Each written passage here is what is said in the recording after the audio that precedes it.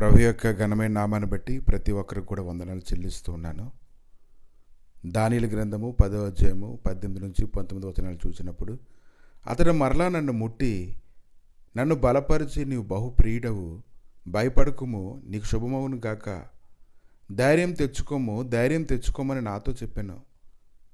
అతడు నాతో ఇట్లనగా, నేను ధైర్యం తెచ్చుకొని, నీవు నన్ను ధైర్యపరిచితివి గనుక నా ఏలిన వాడవైన నీవు ఆజ్ఞమ్మని చెప్పి తిని.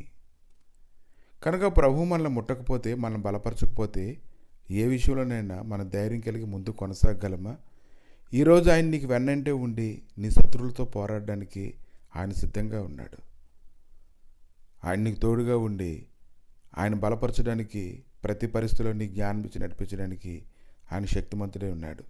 యోషువ గ్రంథం 1వ అధ్యాయం 7 నుంచి 9 వచనాల్లో, నిబ్బరము కలిగి ధైర్యంగా ఉండము, నీ దేవుడని యెహోవా నీకు తోడై ఉన్నాడు. కాబట్టి ఈరోజు సమస్యల కంటే, సమస్యల్లో పరిగెడుతున్నప్పుడు చేస్తున్నటువంటి ఆలోచనల కంటే, ధైర్యంగా దేవుడు చెప్పిన మాటను చొప్పున చేయడాన్ని బట్టి మనం విజయం పొందుకుంటాం. కానీ ఆయన మాట్లాడే మాట నమ్మడానికి ఈరోజు మనకు ధైర్యం కావాలి. అలా జరుగుతుందో అనుకోకుండా ఆయన మార్గాల్లో మనం పరుగులెత్తేలాగా మనం ఉండాలి. కనుక ముందుగా సమస్యల కంటే ఆయన మాట నమ్మడానికి మనకు ధైర్యం కావాలి. మత్తయి సువార్త 10వ అధ్యాయము 18 నుంచి 20 వచనాల్లో, వీరికిని అన్యజనులకును సాక్షార్థమైన నా నిమిత్తము మీరు అధిపతుల యొద్దకును రాజుల యొద్దకును తేబడుదురు. వారు మిమ్మల్ని అప్పగించినప్పుడు ఎలాగో మాట్లాడదాము, ఏమి చెప్పొద్దు మన చింతింపకుడి. మీరేమి చెప్పవలనో అది ఆ గడిలోనే మీకు అనుగ్రహింపబడును. మీ తండ్రి ఆత్మ మీలో ఉండి మాట్లాడుచున్నదే కానీ మాట్లాడేవారు మీరు కారు. కాబట్టి ఒకవేళ కానీ వారు ప్రశ్నిస్తే దానికి ధైర్యంగా సమాధానం చెప్పాలి. అప్పుడు మనం ఏం చెప్తాం? మనం ఏం మాట్లాడాలో మనకు ఎలా తెలుస్తుంది? వారు ఏ ప్రశ్నలు అడుగుతారో మనకు తెలియదు. కానీ ఆయన చెప్తున్నారు, నా ఆత్మ నీకు సహాయం చేస్తుంది కాబట్టి మీరు ధైర్యంగా ఉండండి అని. కనుక ప్రతి విషయంలో కూడా ధైర్యం కావాలి. దిగులు పడకూడదు, భయపడకూడదు. నువ్వు నడిచేటువంటి మార్గాలన్నింటిలోనూ ఆయన నీకు తోడు నడిపించడానికి ఆయన శక్తిమంతుడే ఉన్నాడు.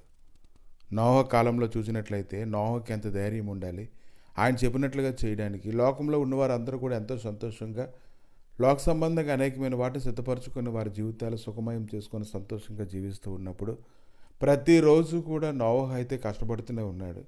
ప్రభు చెప్పింది చేయడానికి అతను ఎంత ధైర్యం కావాలి, దేవుని మీద అతనికి ఉన్నటువంటి నమ్మకం, ఇంకా తనకు కావాల్సిన సమస్తాన్ని సమకూర్చుకొని పని అంతట్లో కూడా అది చాలా చక్కగా పూర్తవడానికి గాను అతడు పరిగెత్తిన విధానం కానీ చూసినట్లయితే, ఇదేనా ప్రభు అయితే అంటున్నారు, నేను నీకు తోడి ఉన్నాను కదా, నేను లేవనెత్తుతున్నాను కదా, నిన్ను బలపరుస్తున్నాను కదా, నీ ప్రతి పరిస్థితిలో నేను నీకు కృపచూపువాడినై ఉన్నాను కదా. కీర్తన గ్రంథము 31వ అధ్యాయము 24వ వచనం, యెహోవా కొరకు కనిపెట్టు వారులారా, మీరందరూ మనసున ధైర్యం వహించి నిబ్బరంగా ఉండండి. కాబట్టి ఈరోజు మానసికమైనటువంటి శక్తి ఎక్కడి నుంచి దొరుకుతుంది అంటే ఆయన మాటలోనే దొరుకుతుంది. ఆయన సన్నిధిలో గ్రహించుకోవడం వల్ల మాత్రమే మనకు దొరుకుతూ ఉంది. అటువంటి గొప్ప దేవుడు ఆయన బలవంతుడిగా ఉండి నేను నడిపించడానికి ఆయన శక్తిమంతుడే ఉన్నాడు. నోహ అయితే తనతో ప్రకటించబడిన దాని అంతటి చొప్పున చేసి అతడు చాలా చక్కగా ప్రతి పని కూడా ఆశీర్వాదకరంగా ముగించి తన కుటుంబాన్ని అంతటినీ నడిపించుకోవడాన్ని మనం చూస్తూ ఉన్నాము. కనుక బలవంతుడైనటువంటి దేవుడిని తినడం మనం కలిగి ఉన్నాము. దానియేలు గ్రంథము 10వ అధ్యాయము 18 నుంచి 19 వచనాల్లో, అతడు మరలా నన్ను ముట్టి, నన్ను బలపరిచి, నీవు బహుప్రియుడవు, భయపడకము, నీకు శుభమవును గాక, ధైర్యం తెచ్చుకోమని నాతో చెప్పాను. అతడు నాతో ఇట్లనగా, నేను ధైర్యం తెచ్చుకొని, నీవు నన్ను ధైర్యపరిచితివి గనుక నా ఏలిన వాడవైన నీవు ఆజ్ఞమ్మని చెప్పితివి. వెంటనే అతడు బలాన్ని పొందుకోవడం చూస్తూ ఉన్నాం. కనుక దేవుని యొద్ద నుంచి బలం పొందుకోవడానికే మనకి ఇదైనా ధైర్యం కావాలి. ప్రభువా, మీ దయగలిగే నష్టాలకి తండ్రి, ఉదయకాలం లేఖనాలు వింటున్నా ప్రతి ఒక్కరిని అప్పగించి ప్రార్థన చేస్తుండగా, ఏ విషయంలోనైతే భయం కలిగి